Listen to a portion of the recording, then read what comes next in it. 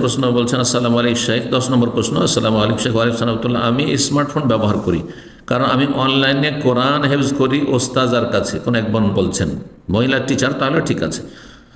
পড়াশোনা করি এবং পরিবারের সাথে যোগাযোগ করি।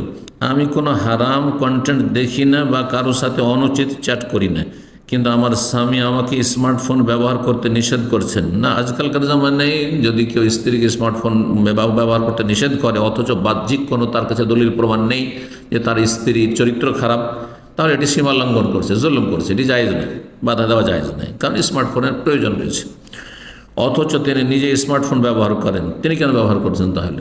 জি, যদি স্মার্টফোন আমার জন্য ক্ষতিকর বলে নিষেধ করা হয়, তাহলে কি সেটি স্বামীর ক্ষেত্রে সমানভাবে প্রযোজ্য? হ্যাঁ, অবশ্যই। যদি আপনার জন্য ক্ষতিকর মনে করে যে আপনার স্মার্টফোন ব্যবহার করলে ফিতনার আশঙ্কা রয়েছে, আপনার স্বামীর আশঙ্কা রয়েছে, তাহলে দুইজনই ব্যবহার করবেন না, দুইজন ব্যবহার করবেন না। যদি আপনি বলছি ভালো মানুষ হন, আপনার মধ্যে বাহ্যিক কোনো দলিল প্রমাণ এমন নেই যেটা প্রমাণ করে আপনার স্বামীর কাছে যে আপনার চরিত্রে কোনো ত্রুটি রয়েছে, যে এই স্মার্টফোনে আপনি অপব্যবহার করছেন, তাহলে বাধা দেওয়ার কোনো অধিকার নেই। আল্লাহ তাআলা আলাম।